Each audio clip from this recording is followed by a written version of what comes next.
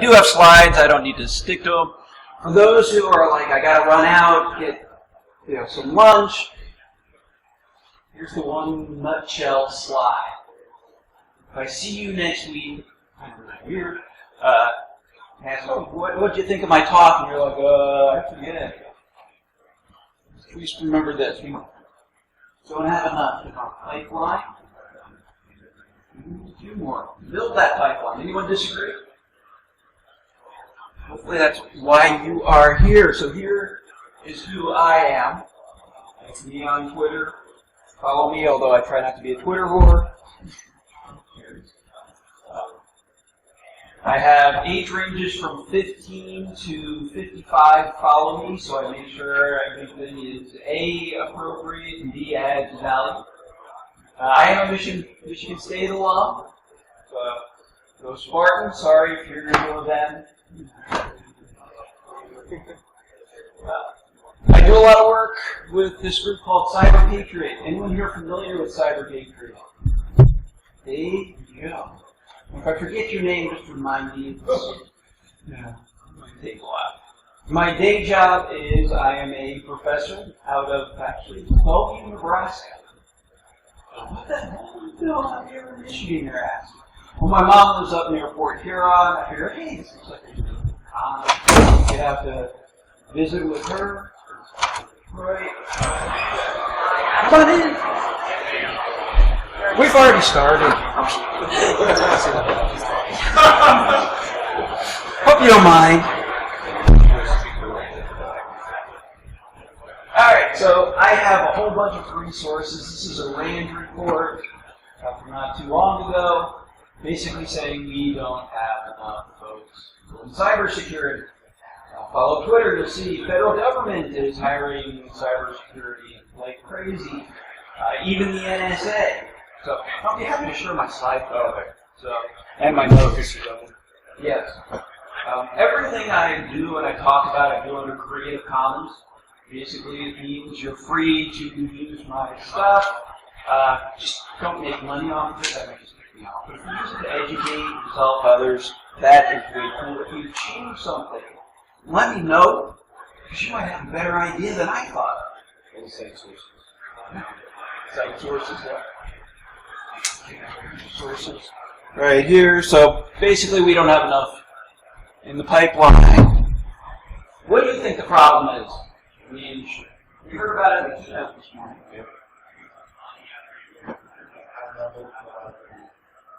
A high level, not a lot of what? Not enough low level. Actually, not enough all levels. Really. Getting the kids into it. So what's the right age to get kids into it?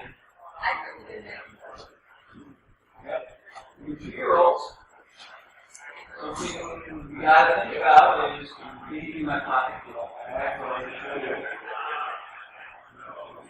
This is the form factor, right? Of computers. This is the new PC.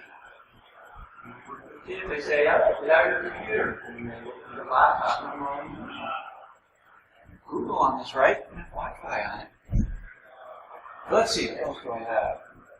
We continue to see breaches. How are we going to stop the breaches? UCLA Medical Center, sending pictures.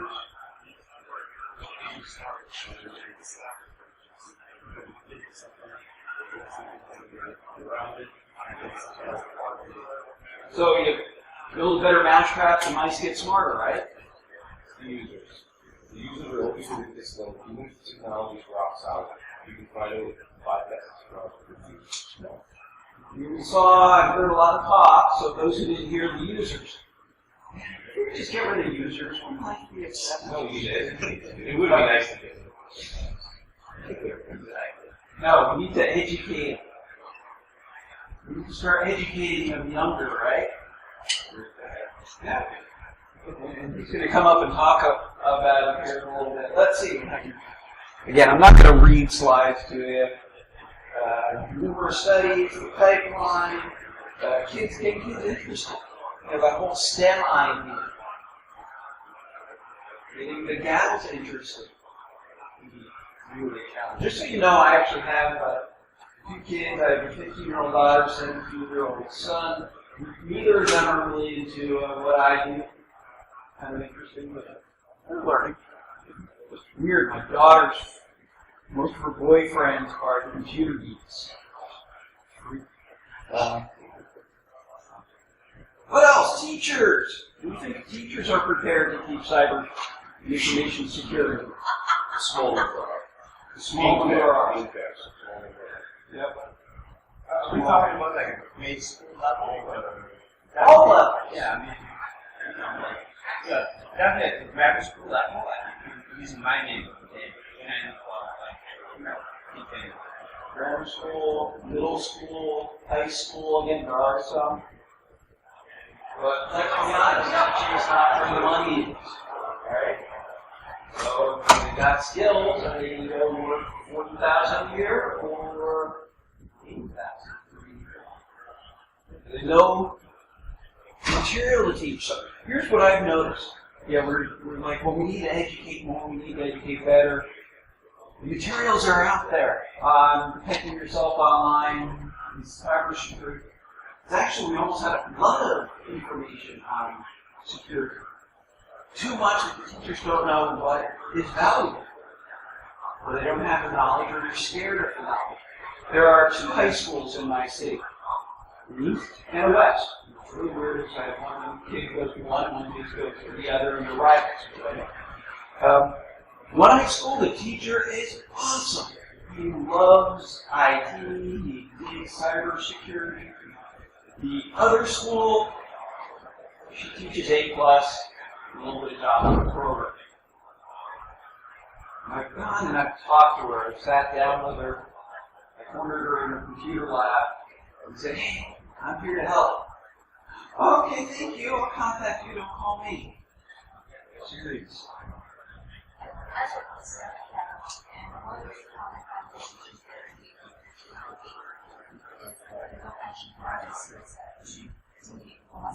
Right.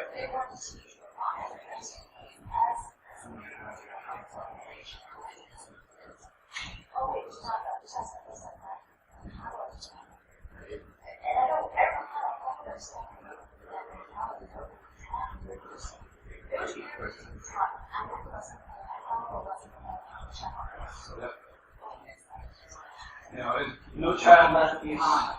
If you will, exactly. You know, it's not on my curriculum. I see that at all levels. Just at the university level. Old professors who, they're still teaching the same stuff they taught 10 years ago. All right, so I got my degree from Michigan State in 1989. It was a C programming degree, computer science. I taught myself Unix. We had to work Unix. After I got my degree, people said, "Oh, computer science degrees. Here, can you help me with my PC?" I'm interested in a computer science degree. I not even know anything about computer. Or you're checking on my I've got it. Oh, you're doing computer science? Right. The program and return machines, we're still there today.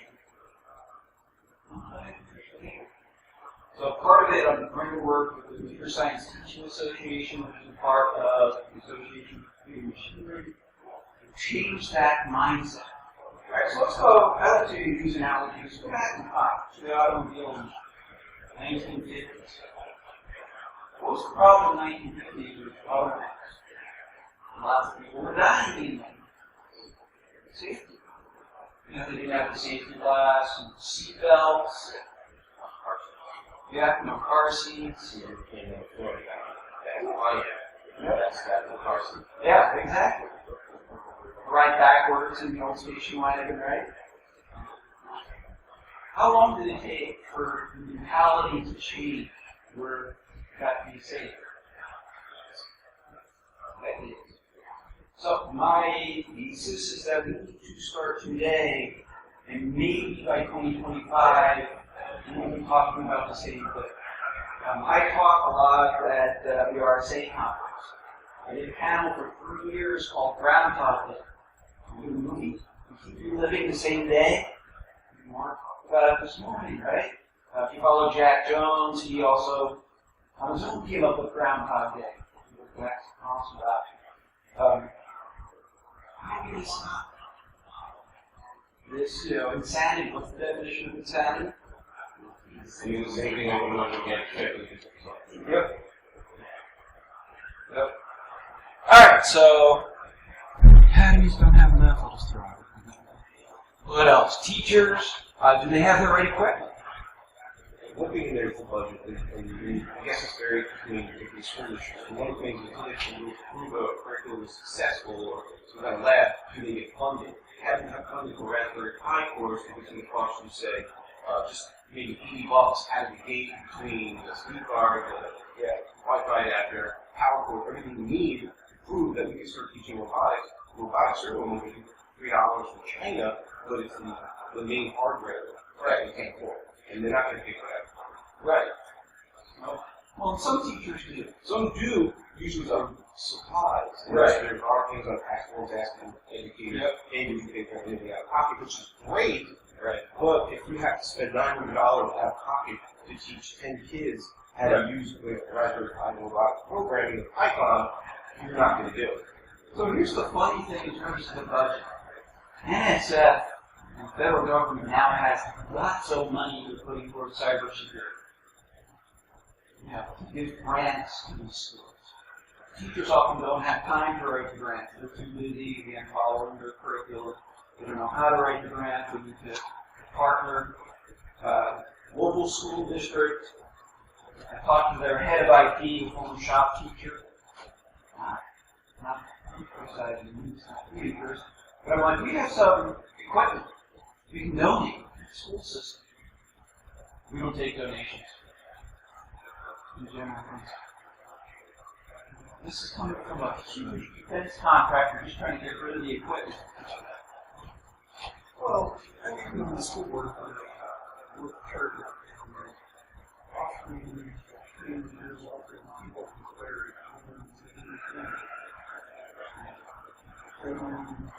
except for and it's not clear as it means the things that have been for years It's not on the AP computer science exam. Let's see, students not wanting to go into it. I see so many students who do have the security mindset, and they go into the technology class, and they learn how to use Word and PowerPoint and Excel. They do cover online safety. They have gotten better with that. They don't go into any depth. Okay, so other problems. I'll talk about this a little more. We'll build on it. Who thinks that these high schoolers aren't curious on their own? Don't already hone their school's network? That's an interest your kids with the person we just used as an example, and it's easier to sit in front of a screen and have immediate gratification building a world of Minecraft or trolling somebody on the Minecraft server versus sitting there and actually trying to understand what an network tool and specific wiretap. Right. And some of them will, because they just have the function. Some of them will teach themselves C++. I've met a 12-year-old who taught himself coding in 9 experience of technology. It was amazing. But the schools, I've also seen frown upon this stuff, the self-exploration of technology, and then view that as being criminal. And that's what we need to change. Yeah. I teach all levels from undergrad. Bellevue University? Out of Bellevue, Nebraska. So,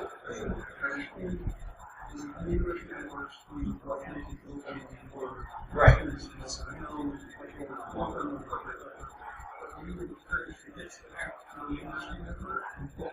We have our own safe playgrounds. We've created safe playgrounds for the students to be able to practice on. The problem is that if they're not given a safe place to play, they will go and find whatever is around them to play. Whether we're talking about physical play outside or on the computers. So you'll see his picture. I'm not going to call him out a little bit. Is the kid who already owns his school's Active Directory. He actually found that they had an open Active Directory, so the students can find all this, the teachers can find all the student information. Well, that means the students can find all of their classmates' information. And he, just by being curious, found this out. What's funny is that he's a really honest kid, and he showed exactly. Another story. Yeah, so he showed his teacher how, yeah, I have all this access. You know, they think it's the illusion of security theater, as Bruce Schneier calls it, right? You know, we lock down the command prompt. You don't have the command prompt, so you can't do any hacking. And then I showed the students PowerShell. You listen with it, and they're like, we can do everything with PowerShell that we're not supposed to do with the command line. Yeah. We need to tell IT this is a problem. No. We're not going to tell IT. The students figured this out and told me. I'm a mentor for high schoolers as well. So that's the Cyber Patriot. But they told me and their teacher, and we're like, no, you did your honest disclosure. You disclosed the vulnerability to me and your teacher. You've done your part. Now it's up to me and the teacher to decide whether we're going to take it forward or not. We haven't yet. Mainly because they need those tools to learn. Give them a safe environment, and then we hold the kids accountable. I have a slide up later. Spider-Man, great power comes great responsibility. I find them doing something they shouldn't. Actually, I'll be the one in talking to the principal. So these kids are already hacking. There's a high schooler I work with, a mentor, who just needed the accountability. He was suspended for 3 days when he was in 8th grade for going after his classmates' Gmail accounts.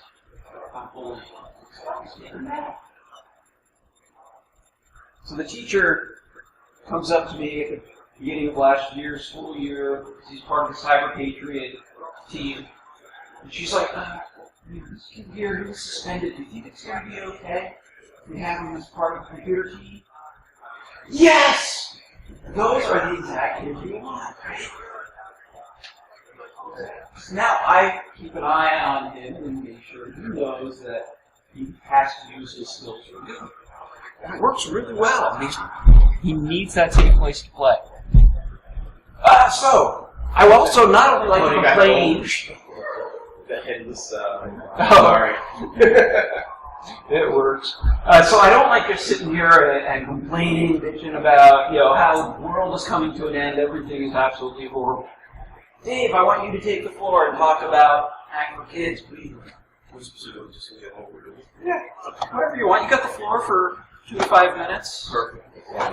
Thanks, folks. You probably already heard me advocating about Hack for Kids. Sure, this year. Sorry. And what we focus on STEM.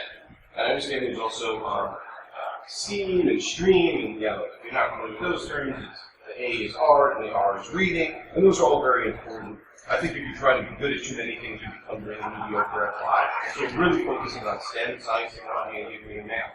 And the way we're doing it is we're really educating kids between the ages of 8 to 17. We're kind of experimenting with 7-year-olds at a field maturity level versus an interest or aptitude level. And what we're doing with them is we're providing conferences. For example, this year, we partnered with Circle CityCon, and we did a Hacker Kids Village, and other wonderful people. Our main conference is in Chicago, where we had 53 kids there that were active, and one of them was a 9-year-old CEO. Just to get children, which was fantastic. And it's great that they're learning from peers. You imagine yourself as a 14-year-old interested in IT, but there's a 9-year-old who's teaching you better security. Does that inspire you to try harder, which we all tell each other every day to do? So we do the speaking track and encouraging the speakers. We also are open to any age speakers, as long as you have something that you can communicate with that age appropriately. Even Johnny at Christmas, who was here the past 2 days, he did a great talk in front of the kids about when we stopped going outside. And it was a video game talk, but we learned so much. We also provide an activity participation. So there's usually, depending on the size of the venue, different places where kids can go and learn. So when you think about one of the things they do in education now is they have stations or centers, and they can go, and here's your art and your music and your science and your math. Well, we do the same thing, but here's your lock picking, here's your snap circuit, here's your Python for Kids station, here is your technology destruction build, which is essentially reverse engineering. Who remembers when you were a kid taking apart the big TV that had, was actually a piece of furniture in your house? I remember taking it apart. Fortunately, I never got electrocuted, but I was pulling the trigger. Oh, in the right way, and Dad doesn't notice. Or, ow, that was hot, I should have waited a little while. That, kind of my roots, and I wanted to share that. And one of the volunteers on the team said, I love going to Goodwill. I'll spend maybe $10 on old tech, routers, phones, whatever, as long as it's safe with no burglary and things like that. And then my kids just spent hours taking it apart. And they love it. And we got to talk about those ideas of then taking that junk and building something new, because that was a suggestion. So we can talk about that later. And then we also provide workshops. So how do I know about Raspberry Pi? 10 kids cost $900, because we just did that in Chicago. And it's great to see them all super excited and learn, but it's easy to take USB keyboard, HDMI cable to a monitor, boot it up, and kind of go at it. We made them use XRDP.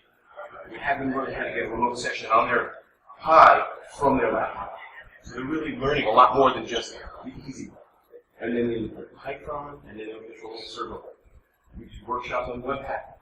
So somebody from the MySet group was there, and he actually taught the kids the right way to build a web app, how to find the vulnerabilities, and even gave them the challenge of who can find some kind of injection in the website. And they use our website. But we don't have any web app there. We just found a way to kind of insert something. Even at these stages. So that's what we're doing. So we're really trying to address this problem. As some people said, we're in it for the long run, which is exactly it. We're hoping, we're hoping that what we're doing today is going to affect the leaders of tomorrow. And in that 15 to 20 year time frame, whether the individuals that we've helped make a difference in their life, or the kids, get into IT or InfoSec, or maybe they just get into some other kind of industry, but they can make decisions. They've already got the security foundations. They already got some of the proper training we're trying to provide, so that when they make these other types of business decisions, it's not through fear. It's through awareness and education and personal experience that becomes a part of them, versus something that they need to go sift through all the noise on Google and think and hope they're making those right decisions, which is everything we just talked about. This is perfect. So with that, thanks for your time. If you guys want to support us, today is our last day that we're doing a booster fundraiser. So you can go to booster.com/H4K Yeti art. Get a really cool, one-of-a-kind Yeti Yeti. If you ever see those faces on Twitter or whatever, they look like they were kind of designed with poop.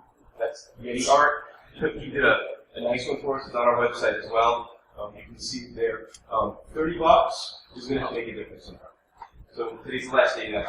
13 hours left, so just one shirt. Any questions there?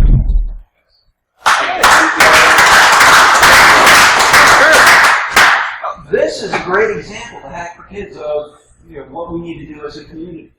And that is really part of my rant up here, is people like Dave who get out and be a part of the community. Hold these kids accountable.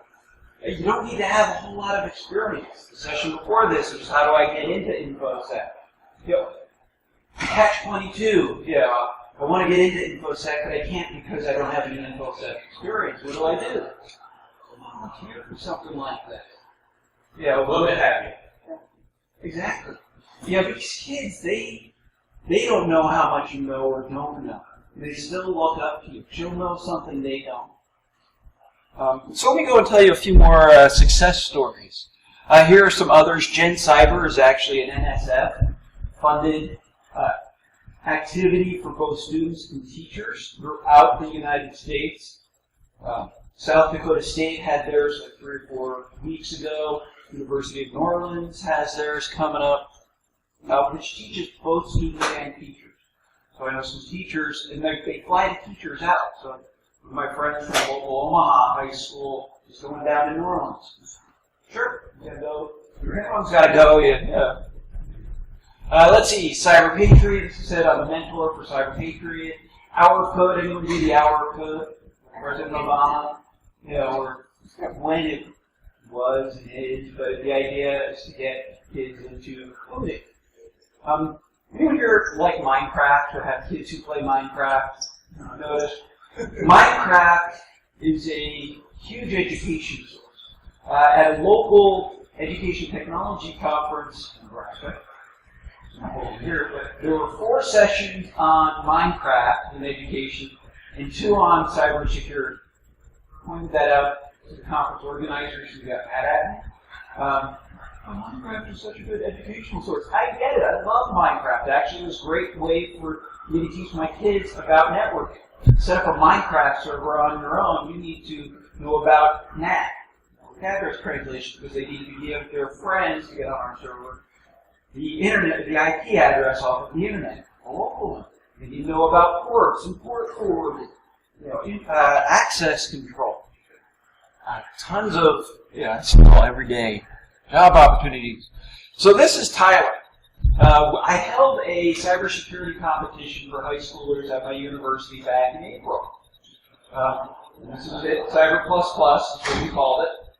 All the kids got t-shirts. We had about 50 kids and about 20 mentors. They were given 4 hours to secure 2 operating systems, one Fedora Linux and one, actually just Windows 7. We base it on Cyber Patriot. The way Cyber Patriot works is that the kids are given a block of time, usually 6 hours, to secure multiple operating systems based on scenario. It's all in a virtual environment, so a nice, safe playground. And everything is scored, so when they find a problem, they fix it, and then they hear the Mario theme. And they go, yeah, we just love things. There's numerous rounds throughout the school year, starting in the fall, and in the spring, and you can progress. You can become a state champion, you can become a national champion. This leads to tons of scholarships. Tyler here has an ROTC scholarship to study cybersecurity. He's been doing it for 4 years. What's this thing called? Cyber Patriot, or mine was Cyber Plus Plus. So the environment. It's called Cyber Patriot. So the kids are Yeah. I have, it's at uscyberpatriot.org. It's actually sponsored by the Air Force Association. It's going into its 8th year. I've been a mentor now for 5 years. I was the mentor of the year last year, 2013, 2014. I now mentor and work with 5 different high schools in my area. So if you wanted to use Cyber Patriot environment, sandbox, conference. It's not for conferences. They focus on middle school and high school level. So if you wanted to bring it in, you could talk with the organizers, like I did. And actually, I was the first one to do it, to take it outside of their little Air Force Association group and say, hey, I want to run it in my own university. We did have some university students participate, but it was mostly the high schoolers. Some of my students are senior high schoolers. US Cyber Patriot has a lot of the information out there. In fact, I can skip ahead. Tyler, if you see the videos, I've actually created numerous videos. You'll see him talking about it. Now it's really helped his career. This is the picture of the room where we brought in an FBI agent. So yes, sorry Mark, I do have friends in the FBI, and no, they are not evil. Basically, his whole message to these high school kids was keep your stuff clean. Yeah. At some point, you may want to work for the FBI. We're going to come back to that. Here are the champions, and one of those guys is the one who owns his school's Active Directory. I won't say which one. So more of the problems. So, answer. How do we solve these problems? Community engagement. Working with the teachers, going in, getting out and talking to your local high schools, talking to the local universities, because sometimes the schools don't have the equipment. So does your local university or community college have a computer lab these kids can come into? With Cyber Patriot, everything is done through VMware Player, so the kids learn how to set up their own VM environment. With Cyber Patriot, they also get access to DreamSpark, the Microsoft program where the kids get all of the operating systems. And I know kids who stay in Cyber Patriot just because they love that advantage but where they can download their own OSs and practice on their own. Let's see. The question is, we're always asking this, how does this fit with everything else? You know, the teachers, well, you know, I got to teach to the curriculum. I don't have time to run a cyber competition. I don't have time to bring in the kids to meet even 1 hour a week to practice cyber patriot. You know, I don't want to give up my Saturday for it. Yeah. Do you have a program where a similar program like Cyber Patriot going on at school level? Are there any other programs? Oh, are there others? Yeah, that you can tie them together? Or? Yes, actually, one of the resources. No, you're good. You go out to cyberfed.org. It's a site run by Dan Manson. Dan is a professor out of Cal State Pomona. He is a mentor for numerous LA teams. And he actually has created a site to combine a lot of the competitions, because there are other capture the flags. On Cyber Patriot, it's not a hacking competition. It only focuses on defense. Hacking makes the Air Force Association really nervous. But I still like to talk about hacking. Because, okay, I'll get back to this. Actually, go to this slide. Why? You want to teach them hacking? Aren't they just going to learn how to be really dangerous? My definition of hacking is to be curious. Learn how to take things apart so you know how to fix them, right? If I go into a bunch of high schoolers and they say, all right, today we're going to learn computer security. For myself, if I say, hey, let me show you some cool hacking stuff, I got their attention. Do you know how hard it is to catch kids' attention? That's why I use the term hacking. I learned at conferences years ago, you put hacking in your title, usually fills a room. But we tie back into the ethics and hold the kids accountable. Let's see, what else about Cyber Patriot am I forgetting? So one of the kids in the photographs earlier, we'll wrap up with this story, then we'll open back up. He has the nickname of Sweet Pack. Anyone familiar with what Sweet Pack is? It's a virus. Alright, so it was a beautiful spring Saturday. They were doing a practice competition at the local high school. There were 6 high school kids. So they gave up their Saturday to come in and practice cybersecurity. And everything with Cyber Patriot is scored through an internet engine. As a mentor, so I'm a mentor, I teach the kids cybersecurity, and then I kind of monitor them during the competition, but I can't coach them during the competition. I can't say, oh, you need to look for a local host. It's up to the kids to find everything themselves. I can help them, though, if they have a network connectivity issue. So one of the students, Sweet Pack, came up to me about lunchtime and said, Woerner, you help me. I've lost internet connectivity. I'm not getting scored. Okay, we look at it. We realize the base OS, we do a virus scan, has a Sweet Pack virus on it. He freaks. I'm not in trouble, am I? You're not going to tell my parents. No, we have a simple rule. You make a mess, you clean it up. Whether it's physically or virtually. You get to learn virus cleanup. I had shown them a few weeks earlier Mark Vasinovich's video on hunting malware with system kernels. You're familiar with it? If you haven't, okay, I give homework, I should have warned you. Go look up Mark Vasinovich hunting malware with system kernels. Mark Vasinovich is the guy who wrote Windows system kernels. About 10, 15 years ago, swearing he'll never work for Microsoft and he'll never get who he works for now. He walks through his video how to remove malware. Of course, it's often easier to just re-image. But we didn't have the time to re-image and pull everything back up. So, okay, so you can clean it up. So we use system kernel auto runs and process explorer to get rid of Sweet Pack's virus.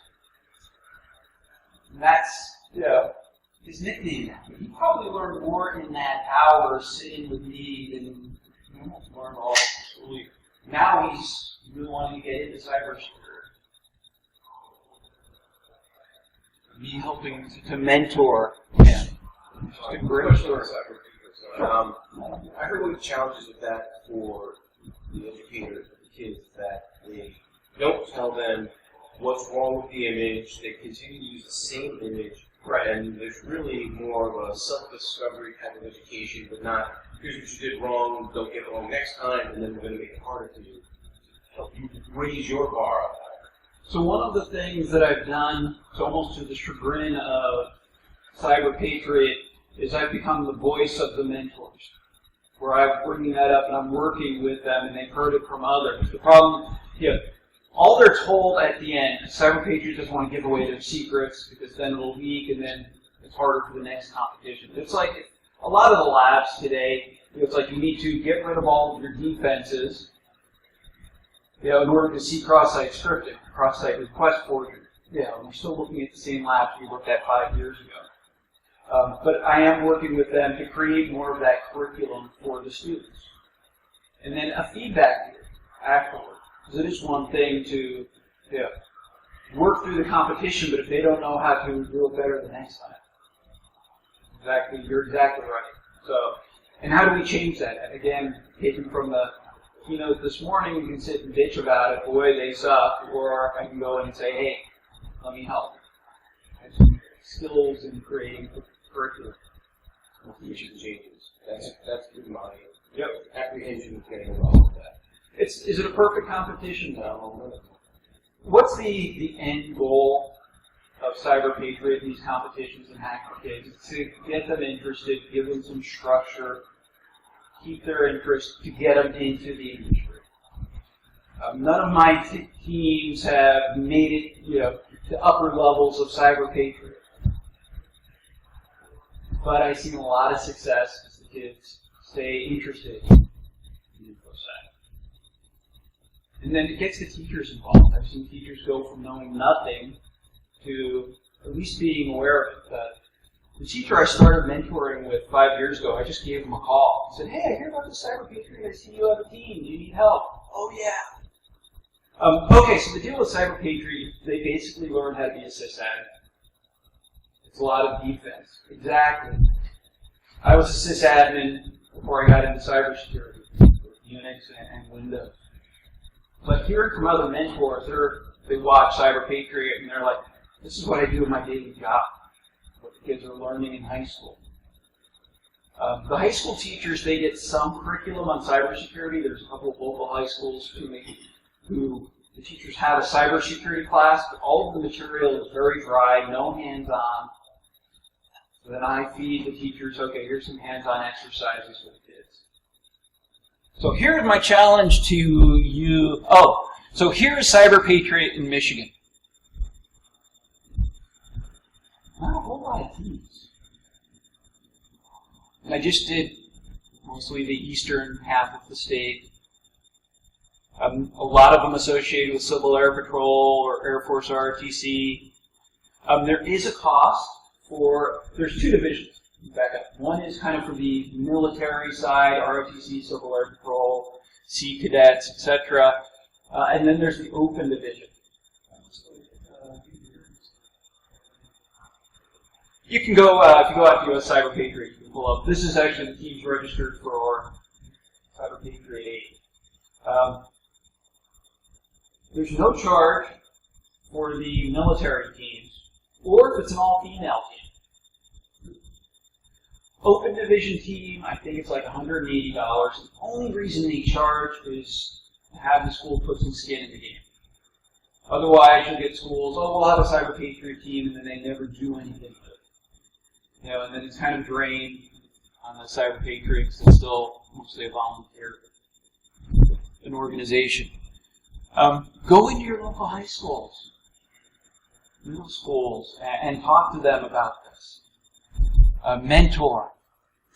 I've talked with the head of ISC Squared on this and ISACA. You can use mentoring as an easy way of getting CPEs. Anyone to CISSP and they have a challenge getting CPE? And a lot of people come to cons like this to eat up. You probably don't, because all your mentoring is CPE. But I encounter CISSPs who are like, yeah, I need to go to a con just to get CIS, CPs, EUs. Hell, CISSP, you have enough. Hold the kids accountable. All right, what other ways do you see of solving this problem? Yeah. So the reason I came to this talk is because I want to talk to you. I'm sorry. All right, so I guess which is exactly, yeah. Did you see Chris off? Yeah. Kids. Yeah. And he sent us a. He had to cancel it because he's I know now exactly exactly what right. I'm saying. So, Yeah. so Chris Hoff is doing something similar to say, yeah, they're doing science action around. I want people in Detroit to become one of those in Detroit because this rocks what you're doing. Thank you. And we can talk about that. We can do that. And that's something that We need to replicate. we need to replicate. And you know what? I'll address that for a moment. We all have a scalability. And if somebody comes up with an idea and you want to replicate that, and people are excited and they want to do the same thing, I can educate people to organize these events in your area. I need to sit down and build a framework. I started doing it, and the framework is, how do you want to have your kids? And it's not just so much, here's cool tech we need to have, and we need to find people to do this. It's also getting people who are safe for our kids. Alright, I've been trained by Boy Scouts in America, whether you agree with some of their policies, politics, or not, it doesn't matter. They have a very good management and youth protection training program. Well, when our kids go on. And I just bring that forward. Sorry? Our kids go on sensitive parts. We do too. But what we did a little bit in the city con, we knew the parents were there. So we said, okay, if we need to get a parent, call security, and the kids show up. But we kind of also give the kids the opportunity to learn on their own. We tell parents, you're not allowed to helicopter. If you don't know that term, helicopter parents is kind of like, right on top of the kids. No, you're doing it wrong. Why can't you get this? We don't want that. We want them to make mistakes. We want them to learn. And we tell the parents, get out of the laptop, get on the Wi-Fi, and chill. We have chill out areas for the parents on purpose. We'll make a friend. But, sir, I want to get your contact information. We're doing one in Grand Rapids with collaboration with Third if you haven't heard yet. But I'd love to do one in Detroit. I agree. We need to replicate and scale to do this. We need the different groups to step up, to participate, and then to learn from each other. Like if someone wants to run their own cyber competition, I have no problem sharing, what I've done. Nothing. It's all, again, Creative Commons there to help educate the teachers and the kids. So it's, I'd love to be able to do what you're doing in Omaha. Yeah, exactly. Are your slides on the BSides science? I didn't send them in to anybody, but I do have my, if you send me an email, hat tip to Tripwire because I blog about this. Yeah, we go on your computer. No, not yet. I was just kind of massaging them. Okay. What you'll see when you look through the slides, this was actually brought up at DerbyCon. I had a colleague of mine talk about it at DerbyCon last year. There's a whole bunch of extra slides in here that he put in. This is my contact. Feel free to contact me. If you go out to my blog, you'll see I have numerous resources where I talk a lot about this. The Tripwire blog has my article on this. Just trying to get the word out. Exactly. So many people just don't know about the opportunities. All right, what else? You have something, sir? I don't have a kid, but what I think you guys are doing in this whole cyber stuff is fantastic because I just recently went back to school. I'm changing careers altogether. I was in architectural design, building systems for 20 years. Always had computers. Thought I would be cool. So I'm doing that in my last year of school for that. What I've noticed at the level that we're in the class we're in, kids, the younger adults, I guess, kids have lost critical thinking abilities. They come in, they learn how to work the system of, hey, I don't want to memorize this, and this for the school just to pass the class and move on. They don't actually learn how to solve problems or anything that's given to them. stuff that you guys are doing, providing them, getting rid of helicopter parents, getting rid of all that stuff, just letting them do learn and figure it out on their own in a good way. It's great because you're going to learn critical thinking, how to solve a problem, fix something, without just having a spoon fed to them.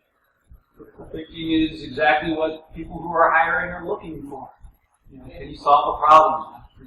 And how do you notice that problem? Because it's kind of started right around consumerization of IT. And I'm not blaming anything, but I find that if a 2-year-old can figure out how to type in a 4-digit passcode to get into a tablet and start surfing and looking at YouTube, you know, they can't read, but yet they can still do IT. Right. It's ever since I've gone back to school, so this is my 4th year back, so it's, I mean, these are people who are going into a career that's going to require them to problem solve, to how to figure things out. All they want to do is, what's the minimum I can do, or is this the answer that the future wants? Not, I just broke this. How do I fix it? I have no idea now. Someone else tell me how to fix it, please. It's a problem. All right, so let me take the other side. As an educator, it's so much easier for me just to give a multiple choice test. Or, here's my test, provide me the answers that I just gave you. That will take me about 5 minutes to grade. But when I have an assignment requiring critical thinking, then it takes a lot of time for me to grade. It's a lot harder. I mean, my kids don't do corporate work anymore. They want to use the system. Right. Ask questions and polls because it's easier. You know, I don't have time to, because every answer could be different with critical thinking. Someone might think of an answer I never thought of, and how do I validate is that a good answer or not? You're right, not every student. No. You know, the ones I love are the ones who actually teach me something. I tell that to my students all the time. You teach me something, you know, may or may not get an A, but yeah, you do really well in the class. But we just need to work through the teachers and encourage them to, you know, the critical thinking and getting these kids involved in these types of activities. A lot of the kids I mentor, they're in ROTC and they're very involved in drill, you know, the marching. And I'm like, okay, that is an awesome activity. You learn teamwork, discipline. You're not going to get a job in drilling. Yeah, marching. You're going to get a job in cybersecurity. So, yeah. I'll show you what I know. Yeah, you can answer multiple choice questions. You do a great job. If you can be creative thinking, you can do a great job. Yeah. Encourage the kids, and you know, for you to go out and find some kids to mentor. Because again, well, they look up. I have actually a student who just graduated with an undergrad in cybersecurity who's an auto mechanic, looking to get into it. Who's there helping out. I see that you guys are really great. Young River is a library that's doing a code ninja. That's in school. I mean, I taught the Fort Explorers level. Explorers have classes. There are things that we can do with it. And for us, and anybody here has valuable stuff that we can help teach. And RSA has package materials that you can teach. Maybe for even kids, like you said, resilient materials. Cisco is a sponsor of Cyber Patriot, and they give a lot of their training for free. I mean, this is thousands of dollars worth of training and packet tracer, learning how to work networks. Yeah. Some of the kids get, well, some do. With Cyber Patriot, become a coach or mentor, you do go through a little bit of a background check. So again, it's a safe type of environment. IC Squared has their Stay Safe Online. To be an IC Squared mentor, you have to go through a background check. Because I agree, you want to make sure it's a safe playground for kids to do what they're supposed to do. You have to be curious. So it's about lunchtime. We can sit around and chat about this. But if some of you want to go ahead and go. But go out there and be part of this solution. Solutions are out there already. Hook up with Dave or Amir. I'm sorry, your name again? Sure. Hey, I want to help. So, anyway, enjoy the rest of the day, the rest of the con. I'll see you around.